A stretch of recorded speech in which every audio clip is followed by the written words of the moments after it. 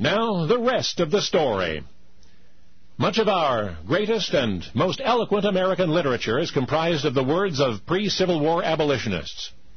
Wendell Phillips, James Russell Lowell, Henry Ward Beecher, Harriet Beecher Stowe. Their legacy we all know. But you are about to hear from the other side. A series of quotes. One statement was made by a renowned lawyer, another by an esteemed orator, yet another by an aspiring state senator, and so on.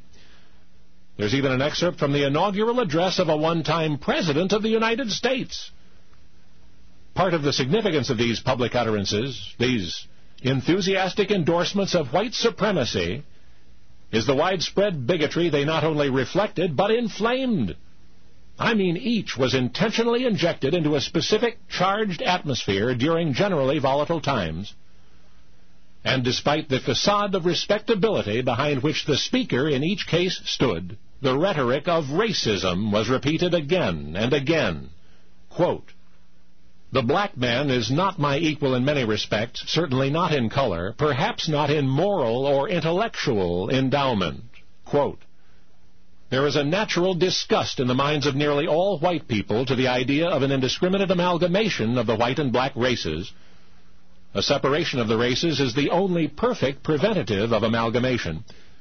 But as an immediate separation is impossible, the next best thing is to keep them apart where they are not already together."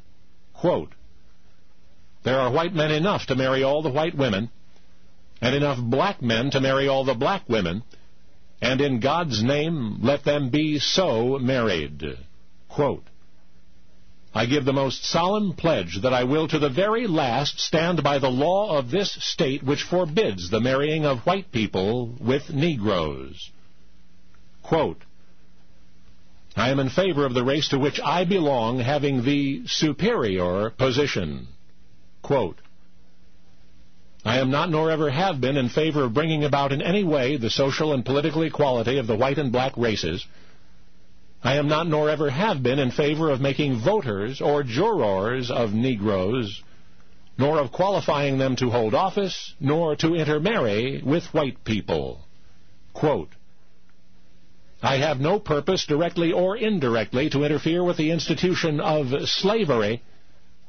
I believe I have no lawful right to do so, and I have no inclination to do so." End quote. The remarks I have just recited were not the ravings of revolutionaries or self-interested slave masters. Each was written or spoken by an American statesman and or an attorney and or a citizen of some repute. And as surely as history can be distorted by historians, so any man's out-of-context utterances are less significant than the sum total of his life. It is sufficient to complete the record of that most agonizing era in our nation's history, to include without evaluation those precise quotations, all of them,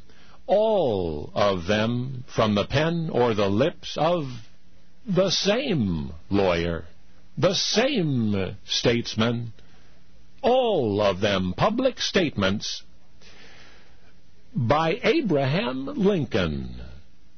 Now, you know the rest of the story.